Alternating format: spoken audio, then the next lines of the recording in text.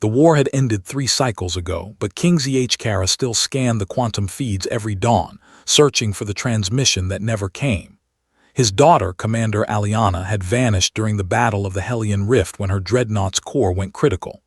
No escape pods, no distress beacons. The Confederation had declared her KIA, but ZH refused to hold the ceremonial dissolution. Hope, he'd learned, was a peculiar form of torture. The throne room's adaptive walls pulsed with bioluminescent patterns when the proximity alarms triggered. ZH secondary heart stuttered. An unregistered vessel had breached the palace's orbital defense grid, not by force, but by transmitting royal authentication codes that only one person possessed. "Father," the voice crackled through the comm system, fractured by interference but unmistakably hers.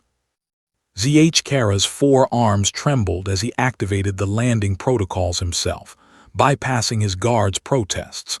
The vessel that descended onto the ceremonial platform was a wreck, a Confederation scout ship held together by what appeared to be human welding techniques and sheer stubbornness.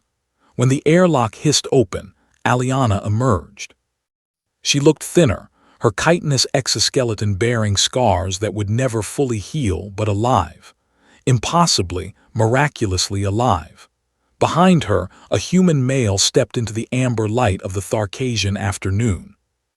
"Aliana," ZH rushed forward, enveloping his daughter in all 4 arms. She returned the embrace with equal fervor, her translator implant clicking softly. "I'm sorry, Father. I'm so sorry I couldn't send word sooner." When they finally separated, ZH gaze fixed on the human. He was young by their standards, perhaps 25 standard years, with the lean build of someone who'd survived on inadequate rations. Dark hair, cautious brown eyes, and the unmistakable wariness of a soldier who'd seen too much.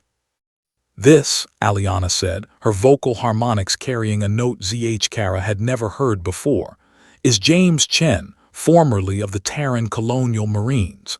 He saved my life." James executed a respectful bow, the kind that showed he'd studied Tharkasian customs.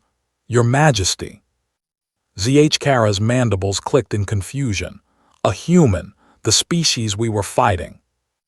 "The war's over, Father, and James was never my enemy."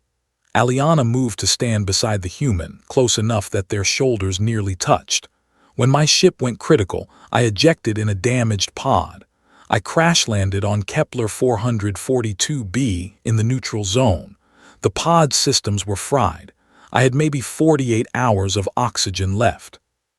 James picked up the story, his voice steady despite addressing an alien king who could have him executed with a thought. "My unit was stranded there too after our transport got hit. We'd lost 17 people and were down to survival rations. When we picked up Aliana's distress signal, Command wanted to ignore it, said it was a trap or a waste of resources on an enemy combatant." "But he didn't listen," Aliana interjected, her translator adding harmonic layers of gratitude. "He convinced 3 others to come with him. They hauled me out of that pod and carried me 5 kilometers to their camp while being hunted by the planet's predators." ZH studied James with new appreciation. "You risked your life for your enemy." James met his gaze without flinching. "Sir, with respect, I risked my life for someone who was dying. The uniform doesn't matter when someone's suffocating." "We were stranded together for 7 months, Aliana continued. "His unit, what was left of it, and me. The planet was hostile, acidic storms, predators with thermographic vision, limited fresh water. We had to work together to survive." James smiled slightly. "Turns out, Tharkasians are excellent engineers.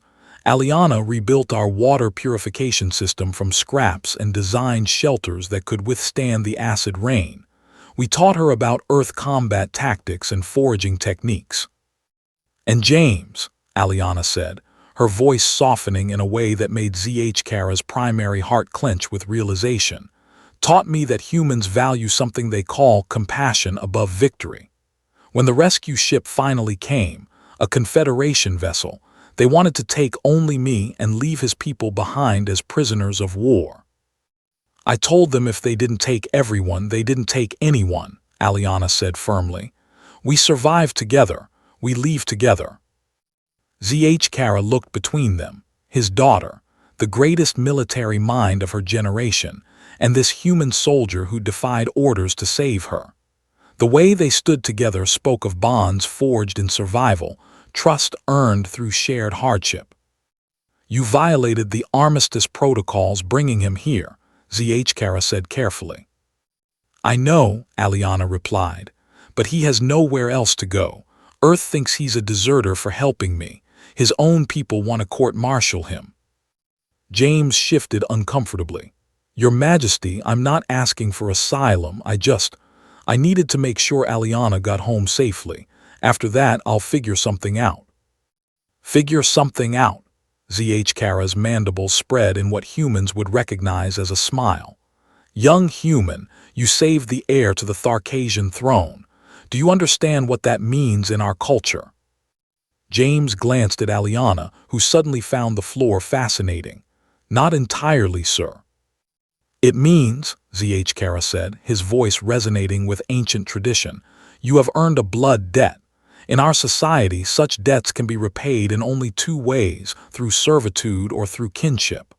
He paused, watching his daughter's reaction. Something tells me Aliana has already made her preference clear. Aliana's exoskeleton flushed with bioluminescent color, the Tharkasian equivalent of blushing. Father, James and we've discussed. I love her, James said simply, cutting through the diplomatic hedging.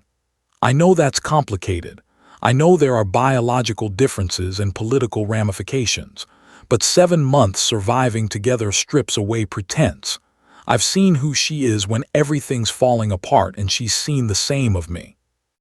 Zhkara was quiet for a long moment. Then he extended one arm toward James. Welcome home, son, though you're going to need a crash course in Tharkasian court politics. As James tentatively accepted the gesture, Aliana's relief was palpable. Zhkara watched them, an alien princess and a human marine who'd found each other in the ruins of war, and felt something he hadn't experienced in 3 cycles: hope. Perhaps, he thought, the future belonged not to those who won battles, but to those who chose compassion when victory would have been easier. The war was over, but the story, it seemed, was just beginning.